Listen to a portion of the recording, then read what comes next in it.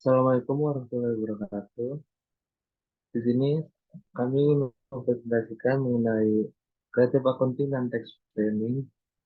Kelompok kami terdiri dari Rosalina Kusuma, Dinda Wisslawati, dan saya Muhammad Hafid. Untuk materi pertama akan dipaparkan oleh Rosalina Kusuma. Waktu dan tempat saya persilahkan. Terima kasih Rafli. Di sini ada creative accounting. Apa sih creative accounting itu? Itu adalah metode merekayasa atau memanipulasi angka dalam hitungan akuntansi suatu perusahaan yang mengikuti hukum dan peraturan yang disyaratkan, akan tetapi tidak sesuai dengan kode etika akuntansi itu sendiri. Di sini juga ada tujuan creative accounting. Yang pertama itu ada sengaja distorsi laporan keuangan sebagai alat untuk bertindak curang dengan mengecoh pemakai atau kelompoknya tentang hasil usaha perusahaan. Contohnya ada mendapatkan kredit, menyembunyikan kinerja tidak baik dari perusahaan, menghapus hutang pajak, dan manipulasi harga saham. Yang kedua, ada sengaja distorsi laporan keuangan untuk penyamaran tindakan kecurangan dalam hal ini yang diuntungkan tetap pihak perusahaan atau pelaku kecurangan. Contohnya itu ada menyembunyikan penjualan fiktif atau harta milik dipalsukan dan menyembunyikan pembayaran yang tidak benar. Selanjutnya akan dijelaskan oleh Dinda.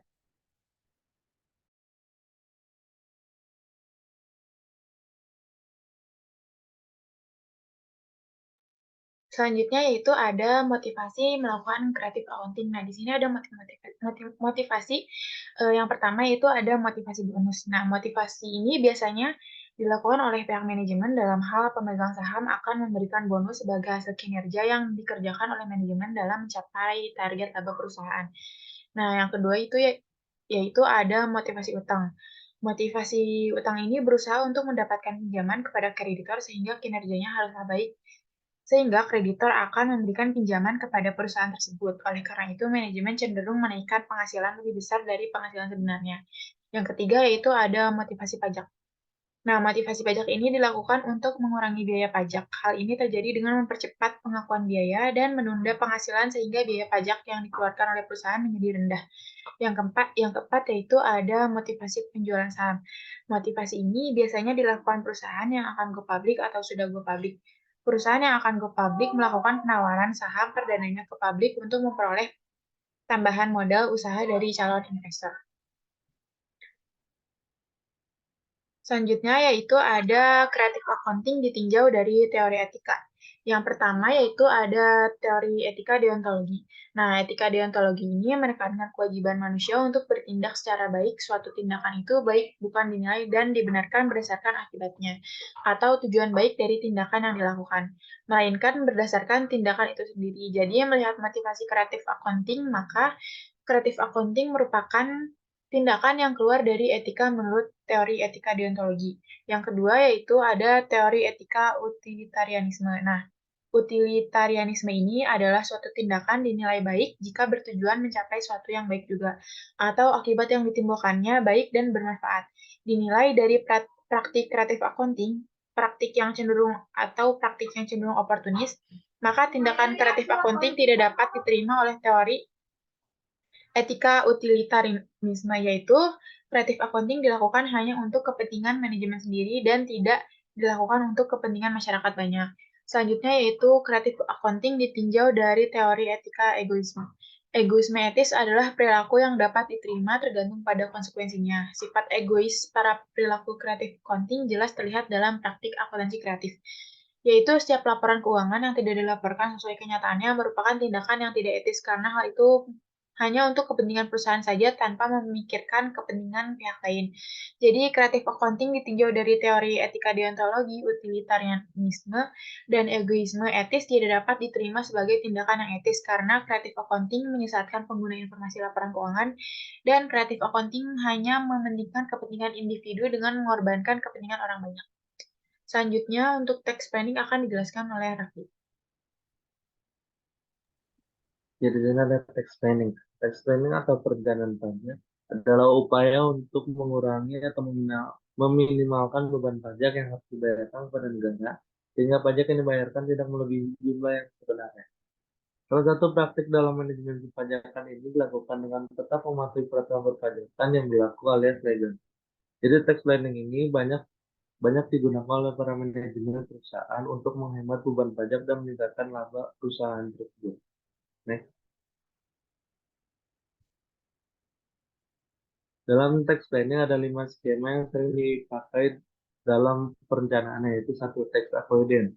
Tax avoidance adalah pengindaran pajak yang digunakan untuk menghindarkan pajak melalui transaksi yang bukan merupakan objek pajaknya. Contohnya, perusahaan mengubah tunjangan karyawan dalam bentuk uang menjadi natura karena natura bukan objek pajak PPh 21. Upaya ini dapat dilakukan oleh perusahaan yang masih mengalami kerugian. Yang kedua ada tax saving, upaya efisiensi beban pajak melalui pemilihan alternatif pengenaan pajak dengan tarif yang lebih rendah. Contohnya, perusahaan melakukan perubahan pemberian natura kepada karyawan menjadi tunjangan dalam bentuk uang. Yang ketiga adalah mengoptimalkan kredit pajak yang diperkenankan. Jadi perusahaan dapat memasukkan potongan pajak PPh 22, PPh 23, dan juga pajak fiskal luar negeri untuk mengurangi beban pajak yang ada. Yang keempat adalah melakukan penundaan dalam membayar kewajiban pajak. Untuk skema ini, perusahaan dapat menunda pembayaran PPN sampai akhir bulan sampai barang penyerahan diterima. Yang terakhir adalah menghindari pelanggaran atas peraturan perpajakan. Wajib pajak badan harus menguasai peraturan pajak yang berlaku agar terhindar dari timbulnya sanksi perpajakan berupa sanksi administrasi, denda, bunga, ataupun pidana. Next.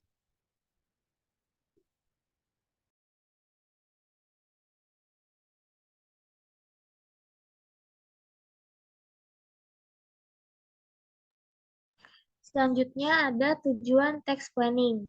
Yang pertama itu ada memperkecil pengeluaran perusahaan untuk membayar pajak sehingga biaya yang dikeluarkan lebih efisien. Yang kedua, ada memperhitungkan dan menyiapkan pembayaran pajak sesuai peraturan yang berlaku agar tidak timbul sanksi atau denda yang justru memperbesar pengeluaran pajak. Dan yang terakhir, ada bukan untuk mengelak membayar pajak, tetapi untuk mengatur agar pajak yang dibayar itu tidak lebih dari jumlah yang seharusnya. Next. Selanjutnya yaitu kode etik profesi terhadap creative accounting. Nah, di sini etika profesi akuntansi dikenal dengan istilah kode etik profesi yang berarti para akuntan berkewajiban untuk mematuhi kode etik yang berlaku selama bekerja guna membantu akuntan bekerja secara profesional.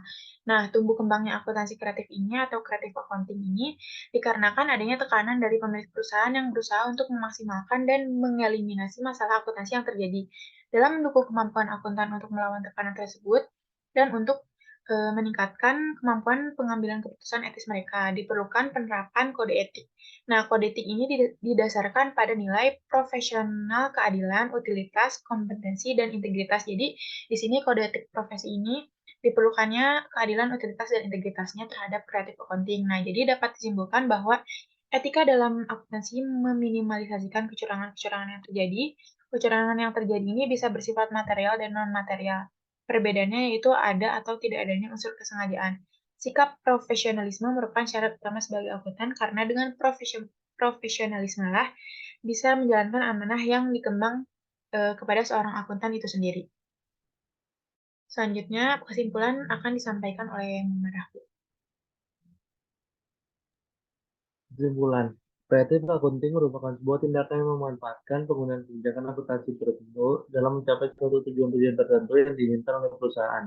Begitu juga tax planning yang bertujuan untuk meminimalkan beban pajak yang terendah mungkin yang harus dibayarkan kepada pemerintah dengan memanfaatkan peraturan dan regulasi yang ditetapkan. Namun tidak dapat dipungkiri bahwasanya kedua konsep tersebut justru banyak disalahgunakan oleh entitas yang ingin meraup keuntungan yang tinggi dengan menghalalkan segala cara. Oleh karena itu, pemahaman atas kedua konsep ini perlu dipahami agar dapat dipergunakan secara positif pada implementasinya dalam operasional perusahaan supaya supaya secara selektif dan bijaksana dalam pengambilan keputusan yang diperlukan pada etik profesi dan sikap profesionalisme merupakan syarat utama sebagai akuntan. Karena dengan sikap profesionalisme lah ia dapat menjalankan amanah yang diemban kepadanya. Cukup sekian paparan yang bisa kami sampaikan. Masih terdapat banyak kesalahan, kurang lebihnya mohon maaf. Wassalamualaikum warahmatullahi wabarakatuh. Selamat malam.